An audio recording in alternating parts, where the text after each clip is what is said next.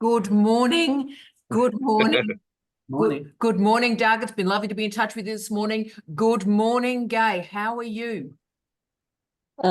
Pretty rat shit, basically, but Oh, well, we're gonna talk about that. We're gonna sort you out, good and proper, Gay. You're amazing. And beautiful Susan is joining us from Jamaica. Hello, Susan, if you can hear us. Hi, Susan. I'm hearing you. Oh, Hi. you're fantastic. We can't manage without you. And Max is in. I always get excited when Hi, Max. How are you, darling? I'm doing fine. Oh, you look gorgeous. Oh, I'm loving that room. Thank you. That's my dream room, by the way. See that white. I really, you look fantastic, Max. Now, Kyle's is in. Yeah, hashtag no pressure, Kyle's. Come on. Bring it. you like it? Bring it. Bring it, Kyle's. Bring it. Bring it. Bring it. You look fantastic. I do have several. I know this will come as a surprise to you, Kyle's. I do have several witches' hats. For when the coven meets for this winter and summer solstice, but you win the internet today. Well done, you. And speaking of glamour, look at Megan. Now, Megan, where are you in anywhere in the world? Where are you now, Megan? I'm in a motel in Melbourne and having a ball with my husband. I want him to quit his job and stay home and be my slave forevermore. Yes. Yes, I bet you he's thrilled that you've said that too. I bet you he's really excited. Oh, yeah, he's really excited. He keeps reminding me of, human rights and social justice and Yeah, nah. We've got, as you saw from a recent vlog, we've got a fantastic series of masculinity scholars that are going to sort us all out for the rest of this decade. So I'd back Mark to help him, but he must be exhausted. That trip, how many hours were you on the road, Megan? we did it over 4 days. So we had 3 nights in motels. And we didn't push ourselves because I have a really crook back. So sitting down for too long was just too much for me.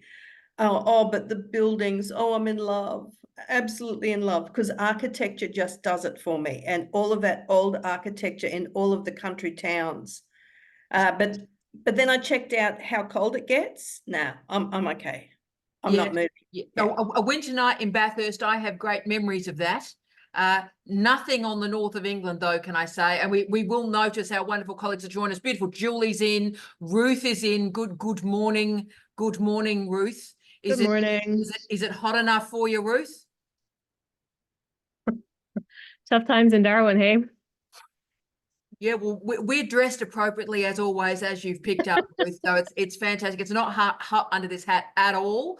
Wonderful. Breeze just joining us. Josh is back. Josh, you legendary human, you are looking so stylish. And Paul, mate, how are you? Good evening, sir. Yeah. How are you?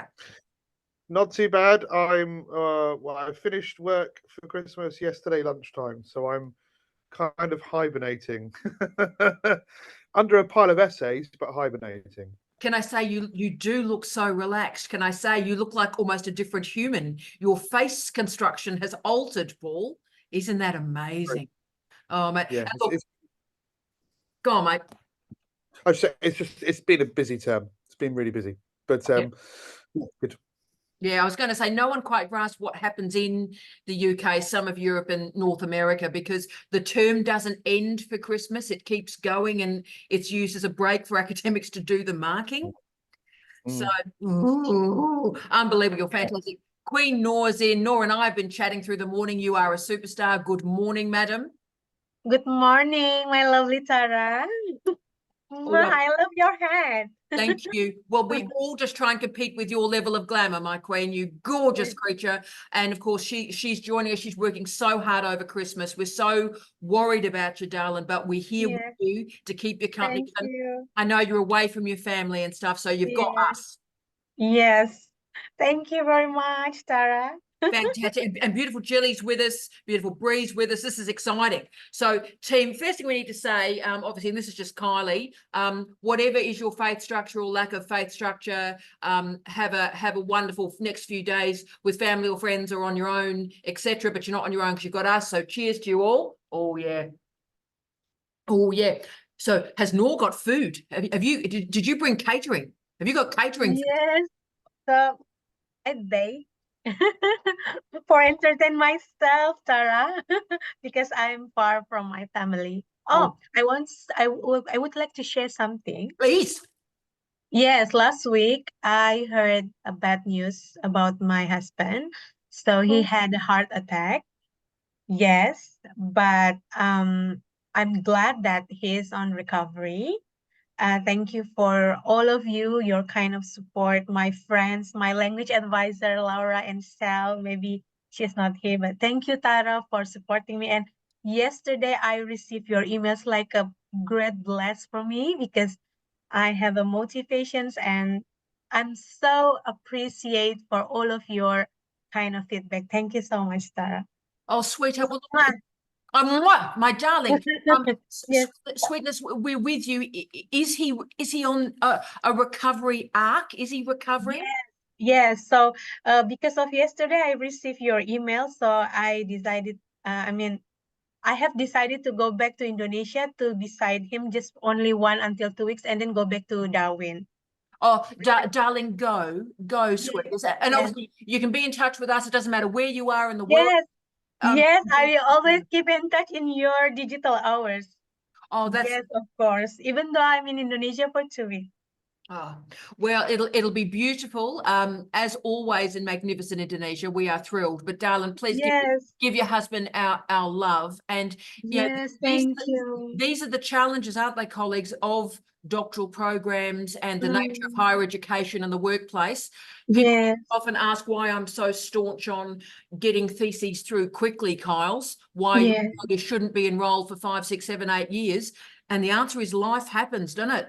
Life yeah, happens. And we need to get Noah back to her husband as quickly as possible. So I read her wonderful COC document. You're fine, yes, Angel. thank You're doing well. you. You know, Tara, even though the flight, oh my God, cost an arm and a leg, it's really expensive just going to Bali. But I think yesterday when I received your email, I forgot it. Yes, I get my motivation again. I contact with my colleagues Cheryl and Laura, my language advisor, and please help me. I would like to write it up again, and I'm so excited with my research. Yes, and it's a great, Yes. great project. It's a great project. So Thank you very much. we're all with you, Angel. And look, this is you're such a wonderful human, and you're radiating this wonderful energy to us all. But as I often say, and Megan and I talk about this, we sort of send these random messages to each other. Terrible things happen to great people, and there was all that notion, I think, when a lot of us were at school and learning different faith structures that, sin and bad things happen if you behave badly. Do you remember this stuff, Carl? So if you do the wrong thing, Satan will appear. And actually, life is not like that, is it? It's great things happen to people that you go, they should not be allowed to go to the toilet unaided. And really dreadful things happen to astonishing people like Noor and her family. So we're all with you, Noor, and Very much. we'll follow you through the journey and send me whatever work through the break. Thank you. Thank you. Thank you, Oh. of course. Thank you, Tara. Thank you, everyone. Oh, you're the best. Well, look, we've got a series of requests to talk about. And Paul, we might be using your expertise because Kylie's about to do something unbelievably. I mean, we're used to things from Kylie being a little bit strange. I think you've had a bad effect on her, Paul, or a good effect on her. So we'll talk about that. That's on our list. But we need to start with sort of questions and so forth. So we'll open the floor as we always do. Any vibe? So Megan, anything? Because obviously we're organising your COC as we speak now. Let's open with questions. And obviously, Gay, if you'd like to speak to us to level of comfort, please do that, Angel, too. But so questions, open up. But Gay, talk to us, Angel, if you feel able to. Okay, thank you, Tara. A couple of weeks ago, I said that I was victim of bullying, if you remember. I do. It's been escalating for 7 weeks now. Every time I answer their demands, they charge me with more ridiculous stuff. They sent me a show cause letter for why I should not have my membership of this organisation terminated. I have been in the organisation for 58 years. I've never done anything wrong. This is all because somebody else made a mistake using my profile on an online Zoom like this. And I sent in my show cause, had to drop everything because they gave me very little time to do it. Sent in my show cause, and they made me wait for 2 weeks. On Tuesday morning, I got an email terminating my membership. Wow. No redress. Nothing I can do.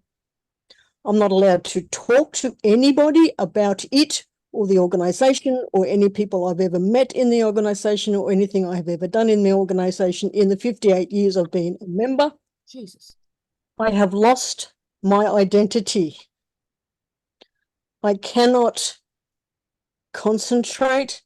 I cannot focus. I can't even write on my soldiers. It is awful. Right. Now, Gay, I mean, first we've got professionals on this call. So the first thing is I can see Megan straight in there. So I'll use Megan and I'll use Doug's expertise in a second. I'll also use Kylie, because Kylie and I, as you can tell by the hat, we're old witches that have knocked about in some pretty toxic, crappy environments. So we'll speak of it. Can I just say what I do? Because I'm a nasty old troll, Gay. What I'd do is I'd get myself a lawyer and I'd lawyer up and I'd get $1,000. What I say to Jamie all the time, get $1,000 lawyer's letter. I'd get a lawyer and I'd get a lawyer's letter sign, and that often for people that are going, oh, you know, no. Suddenly the lawyer letter arrives and Well, makes. I'm going to pipe up there. I've been down the lawyer road, and no amount of money, fighting changes that sort of behaviour. Oh, look, that can be absolutely true, Brian. Sweetheart, you, darling, oh, darling, you hang in there, sweetheart. This is the problem. See, colleagues, the nature of bullying, and I've done a lot of work on bullying, is that the impact lasts a lifetime, right? And what the research shows is the only way to counter bullying is for bystanders to act. So in other words, they demonize the individual, render the individual mad, crazy, you know, whatever. And I'm sure because I'm sure it's happened to all of us. And the only way through it is when bystanders stand up and do something. So the first thing I think, Gay, is quietly between you and I, you send me an email off-piste with some matters, and I certainly would very much welcome being your advocate bystander. I'll go to Kylie next, and then I'll go to Megan and Doug. But Kyles, we've seen this a lot, mate. Yeah, unfortunately, in industry and academia and just the real world, people are just mean. They're just mean, and you're not allowed to slap them around anymore. Document everything. That I know. A couple of jobs ago, I had a boss that was a bit narcissistic, and I've still got my folder here, and I've offered it to people that we're still working with her. She's moved on now, but everything, and it takes time, but document everything, how things went, because that'll be your evidence. But you sort of pass that point. But it's at the point where I agree with Tara. I'd be talking to anyone that you know in the legal fraternity. Sometimes it's Christmas. I can't talk to any lawyers until mid-January. Yeah. Yes. I can't afford a lawyer. They have thousands of dollars that they can use to get me. It's yeah. I know that. Yeah. So Gay, write to me about it as your friend and colleague, and then let's talk about what goes from there. But go again, go, Carls. I was going to say whether or not I'm not really that knowledgeable with the legal side, but legal aid, whether that could jump in as well. And sometimes it's just enough to get them to get this letter to go, oh crap, we've got to back the truck up here. I just get I'm not the only person this is happening to. Yeah. We'll band together. Yeah. Do the old Aaron Brockovich thing. If they get anything that they deem to be legal, they up the ante. They get worse and worse. These people are fucking insane. Yes. And yes. Pardon the language. And no, you're good. Evil. And they delight in destroying people. They do. And they feed off it. and that's the worst. And again, I don't know how these people sleep at night, but they do. They feed off this. Well, see, shit. Kyles, yeah, they don't only sleep at night, Kyles. These are the people that are promoted. So Yeah. all my research on bullying has demonstrated that this aggressive, nasty behavior, this narcissistic behavior is actually promoted and validated in our institutions and organizations. This is the boss on the chair of the board. Yeah. Oh, yeah. Mm. Oh, yeah. Oh, yeah. So I think, Gay, you talk to me off piste, and we'll see if some sort of bystander work, because in the research that does work. But can I go to Megan and then to Doug, because this is they do this for a living, Gay. Can I just jump in one more? I just want to say, Gay, I know it's probably not going to mean much, but big hugs, okay? Big hugs for me, virtual hugs. So it's shit, but yeah, I've got your back. Absolutely, mate. And for our beautiful Bree, see, when you go through bullying, and I'm sure all of us as Gay spoke there, we all immediately went back there. And you can see I'm messed up. Mine's not going back. Mine was literally, I don't know, earlier this week. So. Yeah. Oh, darling one. So, darling, you're with us. So you just sit with us, Bree. We've got you. And just you're doing fantastically. But as I said, I realize it's not the person, it's the behavior. And no amount of... you know, they get a kick from you fighting back. So there's no point. I don't know. I'm done fighting back with that sort of behavior. Look, fair I enough. just don't entertain it anymore. Yeah. So Bree, darling, what the research does show too is the other way through this is to walk away from it. Right. So what people that haven't got the bystander around it, walk away, and you do survive. Okay. Unfortunately, if there's no choice to walk away and it's part of the system and a part of your life, it's hard. Oh, it's horrific. It destroys, it's corrosive of your life, Bree. You know, when Gay was speaking, and it's unfortunately for me, this is not a part of my identity. This is sort of these are just people having their narcissistic so if they're power coming into my world and my identity. I'm like, go away. Yeah. So if they're just narcissistic people coming into your world, you cut them off. You cut them off. They're gone. Bye, Felicia. Let them go, mate. Let them go. Brilliant. Hang in there, Bree. We're with you, Angel. But let's get the professional expertise from Megan and Doug. So Megan, you handle this all the time. So what would you say to all of us really who are following Gay back through our traumas as well? Okay, I'm going to speak in generalizations rather than just direct this to either Gay or to Brianna, because there will, there can be legalities around this stuff, as Gay has found out by somebody using her profile, right? So when somebody is faced with this sort of thing, there's a couple of things that can be done. The first is something called bully bullets, where you absolutely reflect the truth back. So they're not going to hear it, but in terms of your own integrity, you reflect the bully bullet, the truth, straight back. I am doing this. And they shut down the conversation and hung up on me. Yes. But that's about their integrity then. They've done the wrong thing. You've got to stand straight in yours. Gay, go. I don't understand. Sorry? I don't understand. Okay, so when they make accusations against you, you respond with the truth, your truth. Now, they're not going to hear it, but you know for your own integrity that you have said something in a court. Sorry, go on. I've done it. And I'm still having it. That's right. Okay. That's right. So it won't stop it. It's a bully bullet. It just bounces the bullying back. It removes it from you. And the beauty of this is that if a legal route is taken, you're actually then able to say that, yes, you took action. This is the action that you took, right? So it's a strategy more than anything else. The other thing is that all of us need to be really careful of stinking thinking. We get scrambled eggs inside of our head and the eggs go off, and it results in something called stinking thinking, where we begin to imagine the worst all the time. Gay and Brianna, you both have the full support of this online group. There's nothing that we can do. Well, Brianna, I can actually come and see you this week, which is going to happen. So I can loan that physical support, but you all have the moral support of this group of people who will absolutely back you. Now, it's also comforting to find out that such shit things have happened to other people on this call as well, because bad things do happen to good people. It doesn't take the pain away at the time. It's not going to help you right now. It's just something to put in the back of your mind and to marinate there instead of always marinating in the shit that's coming your way. But Gay, I'm really, really sorry to hear that this has happened. And also to you, Brianna. I didn't know any of this in your background. Yeah, it's Yeah, I like to sort of keep my personal life. Yeah, As you should. there's a lot in that story.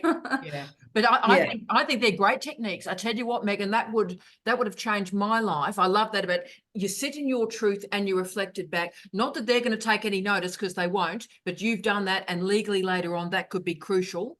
But also try and realize that where you are now emotionally and intellectually is not where you'll be in a week's time or a month's time. I think we know what's happening with Gay because she's been in this organisation for such a length of time. It is her life.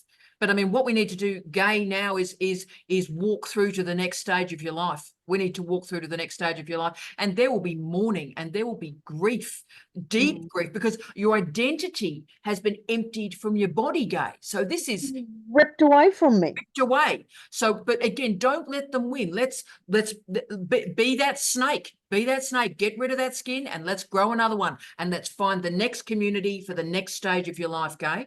Unbelievable. But Doug, do you want to, obviously you've had a lot that's happened to you, brother, and obviously you've got expertise in this as well as a social worker. What do you want to say, Doug? Well, I think Megan was right on the ball, and I won't sort of comment any further on that sort of side. But this year I lost my Facebook account to somebody pretending to be somebody, and they still pretend to be me. They have a picture of me as a 4-year-old, I think, when I was in kindergarten, and still have all my degrees, my work history, all that up. And Facebook won't take it down.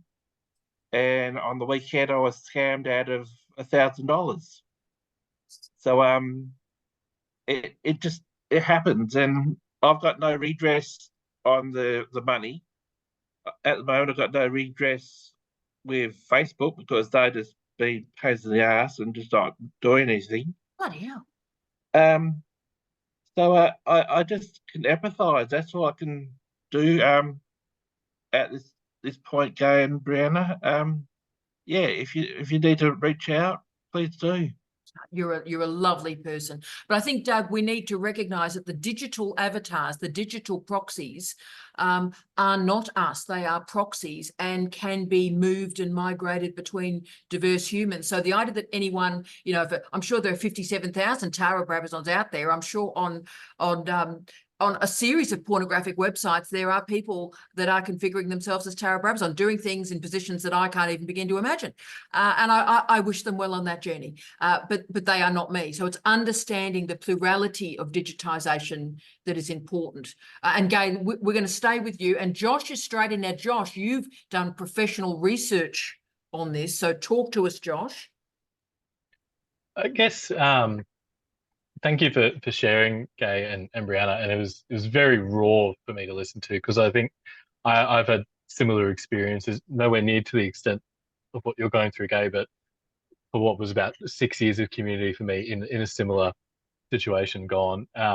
And all the advice that's been shared is excellent. And just one more piece to add on would be, for me, healing through that process was getting to appreciate more deeply the people that I'm around and the people that I find afterwards that are genuine and that do have your best interests at heart, and just engaging with them more deeply than what I would have in the past. I think that's a real gift that comes out of these sort of, horrific moments. Thank you, Josh. All my friends are in this organisation and I have been ghosted. All of them. Now, can I just offer a little... The organisation is now completely in tatters because Sorry, not all your friends. I'm your friend, aren't I? Yeah, but Gay, darling, can I use the example of the methodology that Megan gave you? That thing about the bullet. What was the second word you used, Megan? The bullet. I love that. A bully bullet. Bully bullet. So Gay, write that down and then individually send it to those humans in that community group. So if they've ghosted you, do what Megan said, send them the individual email. By the way, you know, my identity was taken off me. Here we go. If they don't respond, you learn a lot about those people. If they do respond or they have a think about it, they will return, but handle it as individuals to stop the Lord of the Flies stuff in some of these communities too that we've all seen. But Gay, just have a go, but be kind to yourself, and we're with you. We are with you. And go, sweetheart. You can see that I'm quite calm today. I'm just You're completely numb. I have been crying non-stop for the last 3 days. My mental health is in the toilet. Yeah. Now, what I'd say, Gay, is we're all here, but firstly, Jamie and I are both here constantly. So we're with you on Facebook 24/7, darling one. So we have our online stuff up all the time. Obviously, I'm looking after the students at CDU who, like, you know, Nora, have gone through, you know, this incredibly traumatic experience. We do not want her on her own. And we just want to make sure that you're cared for. So Gay, you're not on your own. You call us as you need us. You hit that Facebook Messenger video when you need us, okay? But just, you know, you're going through a lot. Let's go straight to Julie, because again, Julie, you've got all these great researchers that research this. So Julie, what do you want to say to beautiful Gay and Bree? Yeah, and Brianna, I'm really sorry. It sounds like it's happened to a lot of us. And I just think it's worth hanging on to the positives that people give you. And I know it's hard to actually hear them sometimes because the negative is there, and you start to actually believe that, you know, those people have a point, or, you know, even if it's a trickle of a point. But really listen to people who support you, who find what's strong in you. Stop, and I know it's hard, but it is that, I think, helps you move on, because it is poison, and, you know, it gets into you, and it's very, very hard to move on. Oh, Julie, really well said. I think, but Gay, can I just say to both Gay and to Bree, thank you for being with us this morning. It must have been quite a moment. I can see Kylie's getting upset. I can't look at Kylie, can't look at Kylie, can't look at Kylie. It must have been quite a moment for you both to decide to ring into this call this morning. And we love and we appreciate you. We can't ever empathize. We can't walk in your shoes, but we can walk next to you as you're walking in those shoes and walk with you to a different place. And that's what we're going to do in 2024. That is what we're going to do. But Gay, you just stay with us, Dale. We're on our own here in Darwin. So you just will, you know, as I'm cooking in the kitchen, you give me a call on Messenger, darling. It's fine. We'll keep each other company. All right. Thank you. Sweetheart. Right. So for Bree and for Gay, let's just all just take a breath for them both, shall we? Let's just. Okay. Now so thank you so much for that. I'll open the floor up for any other issues too, noting that we've got a big Kylie moment where Kylie and Paul are going to do a Kylie and Paul stint. But colleagues, are there any other? Yeah, Kylie, this is what happens when engineers do weird stuff, mate. Yeah. You become the star of your own soap opera. You know it to be true. Now, colleagues, are there any other questions? So, Megan, how are you going? Because obviously we're preparing for your COC. I'm contacting your assessors today. How are you feeling about things? Just touching base with you, noting that Nora is going into that space shortly too. I am uber excited and I cannot wait. And my only question, Tara, is when we have a practice run through, do you want me to be ready with my seminar slides or not? Yes. Yeah. Okay, beautiful. It will be done. Yes. Just book Yes. me and it's done. I do the full terrifying mock, Megan. So I summon my satanic urges and I become the worst assessor that is humanly possible on earth. And every question that could be asked in the nastiest possible fashion, I ask you, so that your actual event seems like beer and Skittles or a visit to the body shop in comparison. Okay, so should I come with plenty of beer and Skittles already consumed in preparation for it?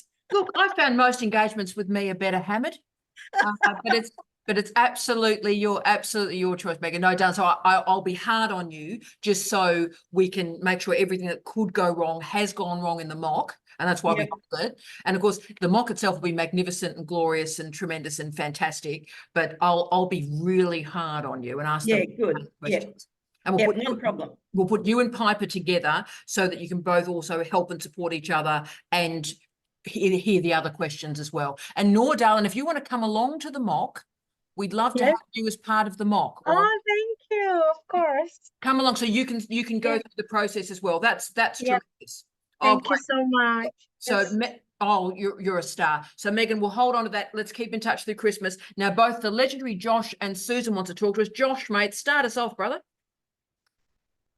It's just a really quick question, but I was excited to wait until you and Jamie were in the same room for it. I guess I've never heard you talk about preprints before, but I'm really curious where both of you stand on it. I'm part of a collaboration at the moment, and because I'm not one of the main contributors, I'm not deciding where it's going, and other people have made the decision to preprint it, which is something I probably would have never had the initiative to do on my own. But I'm very curious about what you think about them, how they look on a CV, etc. Given that Tara, you focus on blogging a lot prior to publishing in peer-reviewed formats, and then Jamie being a physicist, they're like the creators of preprints. So yeah, particularly just very curious. And look, we'll go straight to Jamie on this, but what I'd say, remember the ARC and the last ERA, some major issues, I'm using the word issues, emerged through physics and preprints. So in other words, they magically decided they weren't going to include them, and the physicists went mad. So we'll go to Jamie because I think it is a quant science matter on preprint. So go for it, darling one. Good morning. Good morning. Thanks, Josh. It's a really interesting question, and I've been involved in them as co-author of a program that others have been in control of. I haven't relied on it myself, and the main reason for that is because a preprint, well, the politics of preprints. I mean, there's something in that. I think you might want to look at that a bit yourself.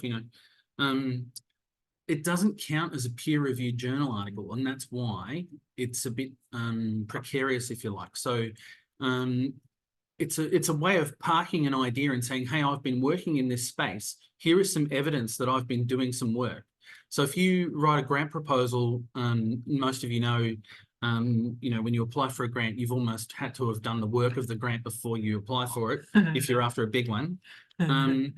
So you want to have what you would call runs on the board going in, right? A preprint or having a series of preprints is a clever way of saying, hey, I'm still working on this. It's a pilot study. I've got it underway. I have some credibility. Please give me the money. And it's funny how the people who have them want them to count as peer-reviewed articles when they make their arguments. And then when they're competing with someone else, it's like, well, that doesn't count. So, but I'm involved in a project and an invention that I am not the main protagonist of. I think I'm a valuable member of the team. I provide perspectives that are uniquely physics, because it's really a chemistry related project. But they've been using Chem Archive to put things, right? Now, in the sciences, we tend to be a little bit precious with our stuff because we don't want people to see it and then do it and then publish it themselves ahead of us, because it's when it's peer reviewed and published is when it counts. So that's kind of, I guess, my perspectives on it. Yeah. And so, Josh, I think that's brilliant. And as I said, in some disciplines, the harder the physics, the more the preprint is seen to be a good thing. But as Jamie said, it's got this weird internal paradox whereby preprint, the ideas are out, but oh, by the way, that doesn't count for these reasons. So I don't like that internal contradiction. And you've got to ask yourself, particularly you in the applied social sciences, in the harder middle, if you will, you've got to ask yourself, what do you want the preprint to do, or what do your colleagues want the preprint to do?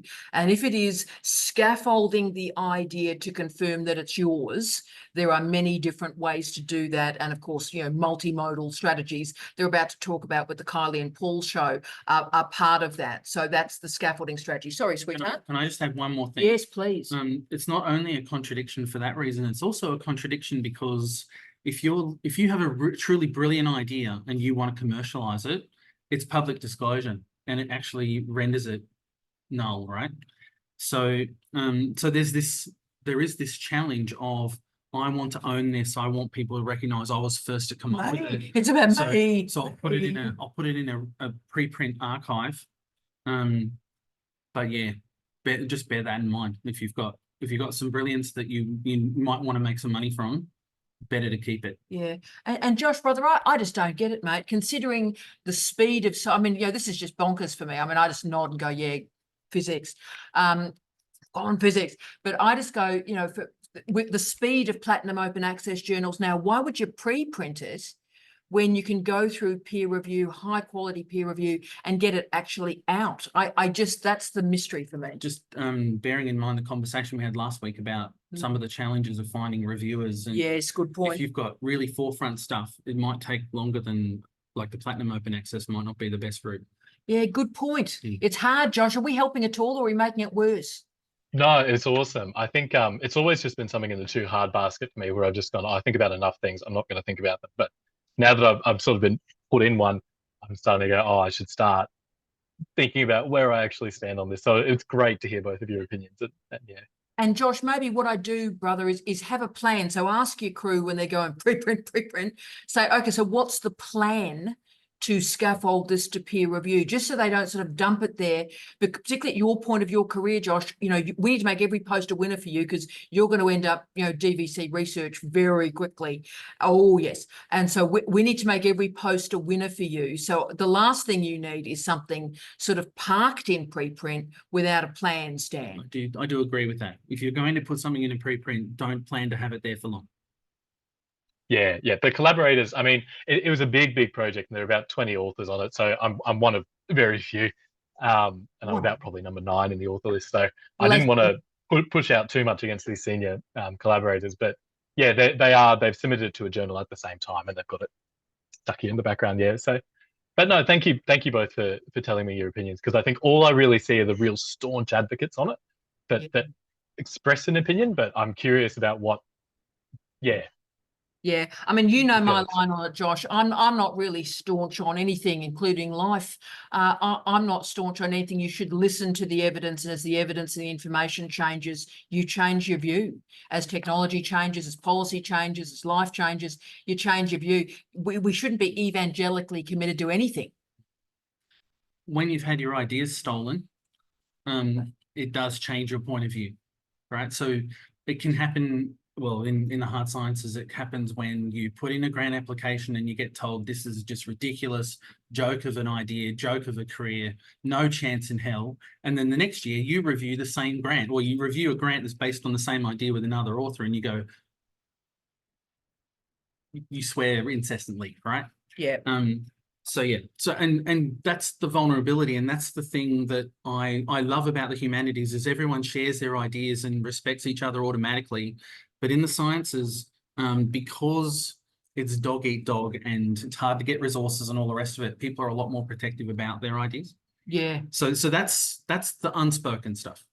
Oh, and look, Josh, I see about every second day. Because he's such a brilliant guy, and he's been so generous with people, Josh. And he does the hard maths that no one else can do. He's been looking after a student at CDU. No one's been able to help the student with the coefficient. In comes the physicist, not enrolled in the supervisory panel at all, and just sat and worked with Excel and sorted out. He's waited 3 years for this coefficient to work out, and Jamie's fixed it in 3 days, right? Now, the interesting thing now will be, what will the other supervisors do in terms of publication from there? And I'll watch it, and it'll make a great story. But I think, Josh, hearing the caveats, and Jamie has been hurt by that for 20 years. So to protect you, it means a lot to him and a lot to me. That's awesome. Thank you both for sharing. Oh, you're a legend, my darling. And look, Queen Susan has joined us from the legendary Jamaica. Good evening, Susan. How are you, my queen? How can we help you, darling? Oh, sound, beautiful. Sound, sweet. Sound. Darling, we'll have to get you to unmute, darling. Can I help you? Oh, babe. It's still muted, sweet. Can I Try the spacebar. Try spacebar might do it. Does spacebar do it? Can you unmute her, Tara? I'm trying, darling. I can ask her to unmute, but let's have a look. There we go. Oh, wow. Yes. Sorry. Woo! Sorry about that. I didn't realize I was trying to do something else to get ready for what I was going to do. Let's see now. Can I get No. back to this? Darling, thrilled to talk with you. What can we do? Talk to Right. me, So darling. what I was saying is, well, I'm not getting back to what I wanted. Anyway, so what I was saying is, I was on the call with the White Story event, and I worked a little bit on I worked on it. Why can't I get back to the? Oh, here. There we go. We've got So you. I'm going to turn it around. I'm going to show you. So this is, sorry, I haven't yet transferred it onto so this is really, I've never done this in my life before. This is really 2 to 3 years of potential publications. And the stuff that has blue or green are things that could be my PhD by publication. Oh, that's good. And here is my question. So or comment first and then question. So my comment, let me go back to me. So my comment is, it's a little bit scary. So I'm like, what can I do it? So I have no idea. So it's like, because it's effectively, I'm basically using 3 different people as my sort of distant mentors. I have no supervisor or mentor. Essentially, I am like, you have a blog that says, can you supervise yourself? I'm in an indirect way, I'm supervising myself. I have no colleague or no supervisor. I just learn from listening and reading, if that makes sense. So I cannot keep going. Can the only way I do this just by peer review, and sometimes begging people to read what I've written. Well, you don't have to beg. You don't have to beg, Susan. You've got us. The way I'd organise your proto whiteboard, that wonderful work that you've done, Susan, is I would do the low-hanging fruit strategy here. So in other words, look at that amazing list. I think it was the blue or the green. Look at the work that you think is the closest to you, the closest to being finished. And in some ways, you're andragogically teaching yourself how to finish with starting with those low-hanging fruit and putting it out to peer review. And the gift of what you're doing is that then becomes the PhD by prior publication with ease. So you've done 3 years of planning. That's great. I beg people to try and do that, and you've done it easily. So that's phenomenal. What I would now do is grab what you think is your green or your blue, make that 1 year of work and start with the easiest bit that you're closest to having finished, and send it out to peer review, and just do one at a time and work the whiteboard, Susan. Move it on down, and you're not on your own, Susan. The first actual section actually says hanging fruits. So the first one actually is hanging fruit section, and I took somebody's thing and I actually have it by category. So perspective, empirical, scholarship of teaching and learning, research protocol, there's one critique. I think I even put nitrogen I learned about from you, never heard of it before you, but actually that won't be for the PhD by publication. But like, I literally put everything that I can be writing, even syllabi. I know that's not really, it won't be, that's only internal to universities, but I literally wrote. So I'm like, wow.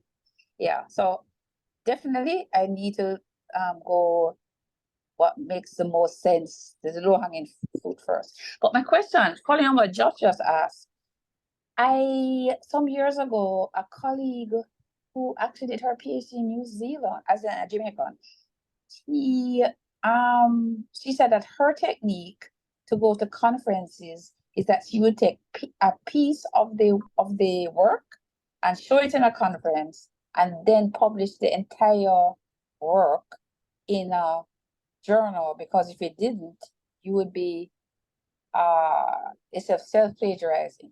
But my question is, do you agree with that? Yeah. Like, can you present the same work in a conference? Sorry, to me, it's the same thing as it's a similar concept as putting it in the preprint and then putting it in a journal, from my point of view. And see, so do you have a take on that? Yeah, Dan, this is the madness of self-plagiarism. And, you know, I'm nearly finished my article off my whiteboard on this. This is completely invented. 100 years ago, when self-plagiarism as a phrase was first used, it was a positive thing. So it was used to say that this particular bit of knowledge or idea can go to different audiences, and that's a good thing.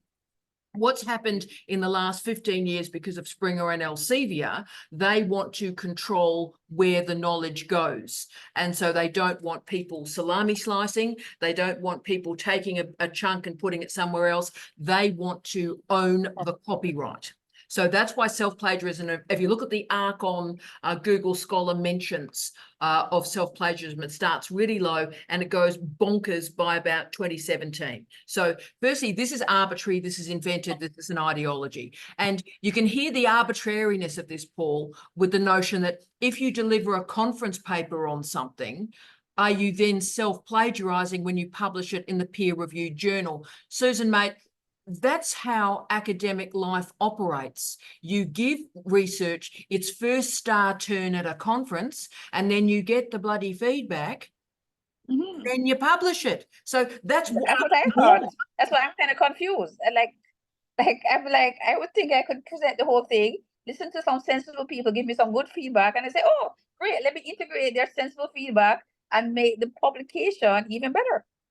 Absolutely right. The only aberrance, and of course you're about to kick in for you and Kylie, is if it is refereed proceedings from a journal. I see them both nod. They're ahead of me. Refereed proceedings, which is very common in engineering, and then it is a refereed publication, Susan. And therefore, if you're then going to take that and do something else with it, you have to have an iterative change to the data set. Do you want to speak to that?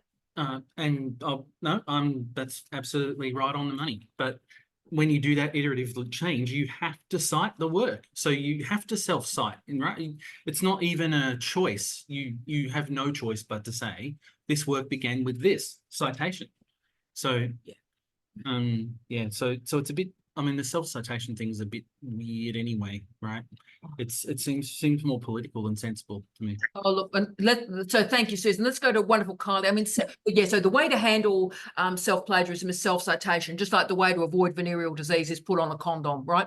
So self-citation is whack on that condom, and then, you know, then enjoy yourself, knock yourself out. Kylie.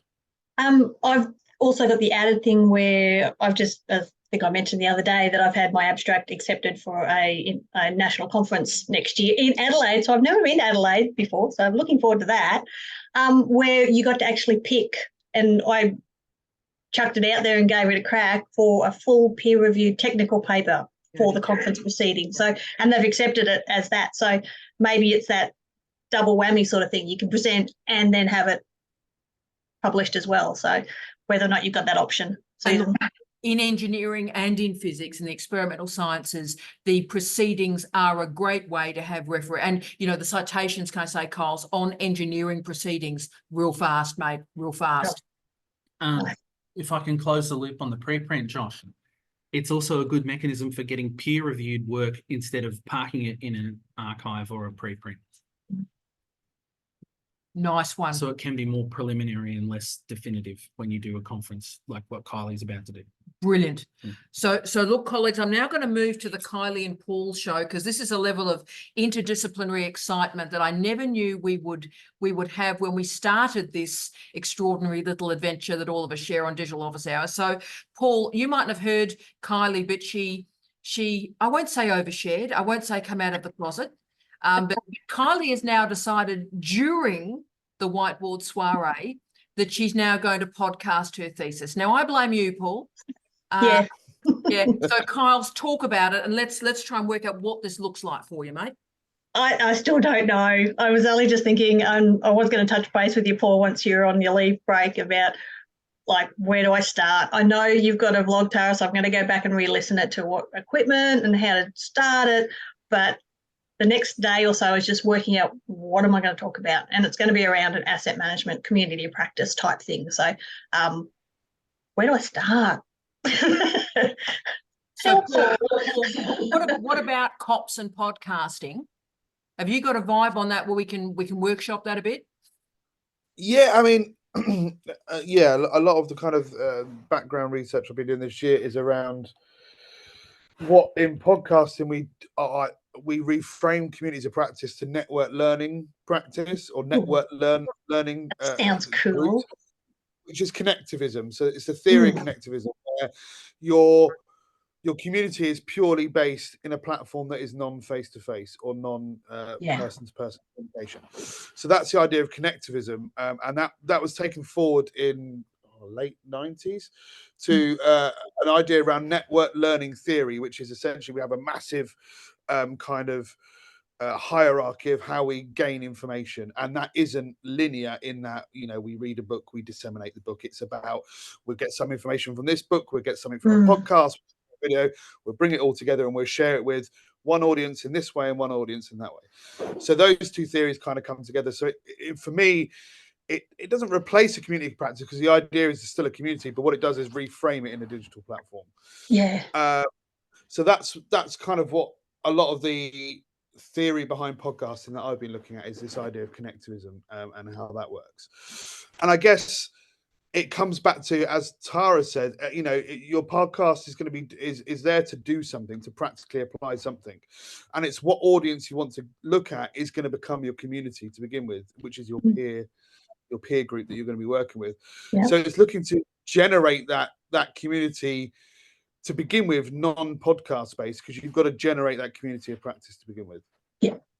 And have you got a community of or peers that you want to talk to in an asset group? Yeah, at the moment it's at local government level, and I do also have the connection. I'm on a state group for asset management in the IPWEA, which is like a professional group for people in local government. So, and I know they're looking towards going to that community practice or this network learning, so I can use that as a segue in sort of thing. So yeah, and what I've done in my industry life is I created my own community practice through similar industry places. So, you know, you could almost create a peer group of, I know universities don't like to talk to each other particularly because it's we are secretive. Yeah. But I think when you've got pockets like facilities managers or whatever, I'm sure you guys all talk within in the UK, I'd say a region, but for me, a region's tiny. For you, a region's bloody massive.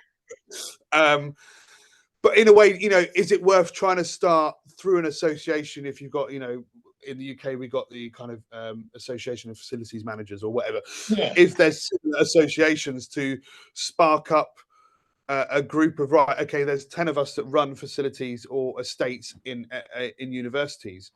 Let's start a community of practice there, or actually go and, you know, and then look internationally and just see, you know, look, do we want to get one person from the UK, one person to see a difference in opinion and see a difference in the way we run assets? And that's kind of how I started one of my first connected online communities of practice within my industry was when I was associate lecturing in university, so I was part-time, was okay, let's put academia and industry together. And so I built a community of practice online, which was online meetings basically, that we discussed how to move graduates into industry quicker, without the need to retrain, because in the creative arts, you come out with a degree and you almost need to train again because it's very different. And so the community practice was around in our region. So we had like, I don't know, 15 theatres in the Southwest, a member from each theatre that would come together and discuss this kind of continual professional development from graduates into industry. And so that assisted that, and then that grew and grew, and then I moved to full-time academia, so I got a different hat on in that now. But that's how I done it, was identify, okay, in my industry, getting those groups together are quite weird and difficult because creatives are introverted and a bit weird and difficult. So by doing it, online was a platform they were comfortable with because they weren't face, and B, online for theatre people was easier because it fits in with their progress and their time. And actually, by doing it, by getting a collective group of weird and difficult people who are all weird and difficult together, but talking the same problems and grumbling the same problems, graduates don't know what they're doing in industry, which is essentially what it came about. There was a massive spark of interest, and that community grew really quickly. And so that's really good, because I had been thinking also whether it was at the start or just as a flow on around that industry and the facilities, and I had written down in our soiree the other day about a industry article around same but different, because the facilities think they're special, industry think they're special, but actually we're all struggling with the same things. Yeah. And that's a really interesting way of framing it, and a really, that you won't be the only person thinking that, if you know what I mean. And that's what I found when building these network communities, is actually, I think, is this going to work? Is there enough people to talk about this? You kind of drop and go, what do you think about this? And 10, 15 people go, we've been waiting for something like this almost. You know what I mean? Yeah. And we're thinking the same thing. And I've certainly found, since being in academia full time, that this is not just within my discipline, this is like a global problem about this massive grey area between end of education, or whatever level that is, undergraduate through to PhD, and the leap to professional work. And actually, how do we put a bridge over that and make that transition smoother? So that was kind of the niche that I was working in, was actually what we often do, like a conveyor belt, is push all these students, thanks for paying me $9,000 a year to study with me, off you go, you're just another number now. And so from these communities, we started building university graduate programs that help that bridge. So there's professionals that do some mentoring and that kind of stuff, as well as other, like the podcasts and videos and bits I was doing, that was actually going through some of the bits that they don't learn at university job wise. And so it was almost building this. I wasn't the person thinking this, and actually, if I tried to do it in a face-to-face community of practice, I think I'd still be struggling. Through that connecting, people just ran to it because they had time to do it, and it wasn't I need to go out of my way, get on a train or whatever to go to a meeting. Actually, I can just drop in. It's almost like a digital office hours type thing. People just drop in, and from that it grew. I haven't taken that particular network group to a podcast yet, because it's the type of people, it doesn't suit them, so the audience doesn't fit the medium. But Paul, I think that's so helpful. And of course, I'm thinking about Ruth on this as well, before we sort of nailed on it for Kylie. But Ruth, darling, this sort of what I would call disintermediated, deterritorialized mode of communication in a place like the Territory is so incredibly important. If you need to get your sort of profound research, of course, cigarette smoking, get that research out in different ways through diverse communities in the Territory. Podcasting might be an interesting way to do that, Ruth. Well, it's funny that you should say that, but somebody at Menzies did a podcast as part of their PhD, and it was hugely successful, and it's now been incorporated into different training practices and things like that, has won awards, and has been very, very successful. It works very nicely in allied health as well, sort of allied health protocols fantastically. So well, it was around that kind of thing. So it was a podcast called Ask the Specialist. And the specialists were Aboriginal and Torres Strait Islander people from different parts of the Northern Territory. And so in a medical context, it was kind of flipping it around, so that rather than the medical people being the specialist, it was actually the consumer being the specialist. And that was really successful, and really interesting. Oh, Kyles, that's a great example for you to use as well. Think about that flipping. We'll quickly go to Josh, and then we'll nail this down for Kyles. Josh, talk to us, brother. Oh, Kylie, I think that's just the coolest idea ever. I wanted to ask, because I've been hearing a lot of podcasting talk in these sessions, and it's gotten me really motivated as well. The thing that scares me a little bit is the ethics approval process with this. And I know it's getting progressively more and more restricted in that sense. So I guess I'm wondering from that end where the line is in terms of, for example, if I wanted to do a podcast series with a bunch of people, if that's different from interviewing them to get interview data.